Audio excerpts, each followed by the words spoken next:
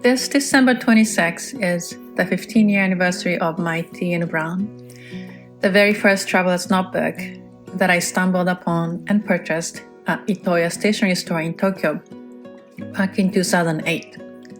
It was the day before our flight home to LA, and it was truly a chance encounter. It's not an overstatement if I say that the serendipity on that day changed the course of my life. But really, what I want to celebrate the most is not the day when I picked up the tea in my hand and spent hours in the stationery store aisle thinking if I should purchase it or not, and how I might use it if I took it home. What I want to celebrate is all the things that happened between that day in 2008 and today.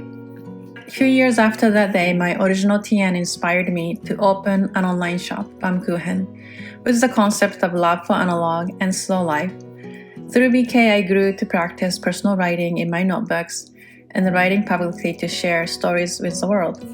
Through BK, our incredible team and I have designed meanings and intentions in everything we do and built a heart-centered oasis for community.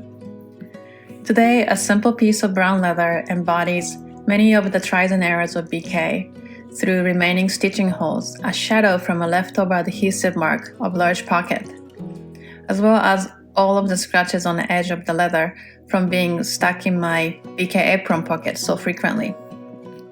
Today, I build and appreciate friendships through our shared love for TN and the life that evolves around it. Although a few years after that day in Tokyo, I became a parent, and many of my past TN refills holds my inspiration, observation, struggles, and the joy of parenthood. Inside of the brown leather cover, my GU Manthri is currently sandwiched by a felt sleeve that was lovingly cross-stitched by Sachi, who is now 13. My cover no longer has the original bookmark string, but instead, the page is marked by a friendship bracelet made by Coco, who is now 10. The leather proudly wears darkened marks all over it from many years of spills and stains I clumsily caused, including red wine, coffee, and a lot of sunscreen.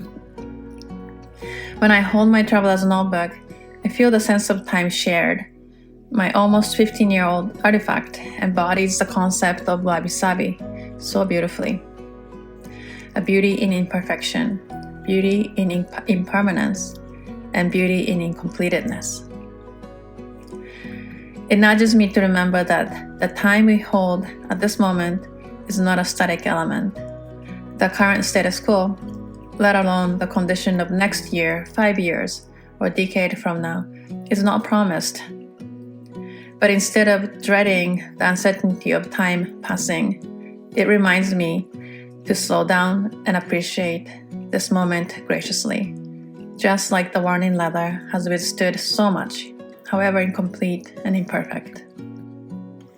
As I slowly approach the last few pages of my notebooks of 2023, with the bittersweetness of completing the year's journey, I'm sending this wish to you and to the universe. May we find contentment in sitting still.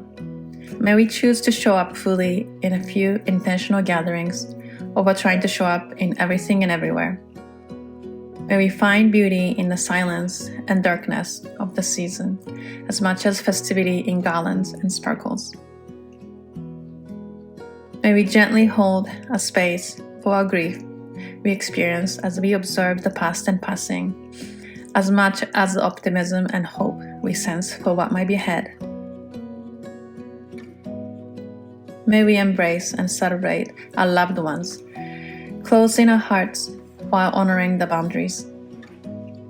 This past year brought a lot of challenges that tested me if I were living in my authenticity. I'm grateful that one of the seeds that I planted, that I was able to birth through the process, was my regular writing practice in essay formats.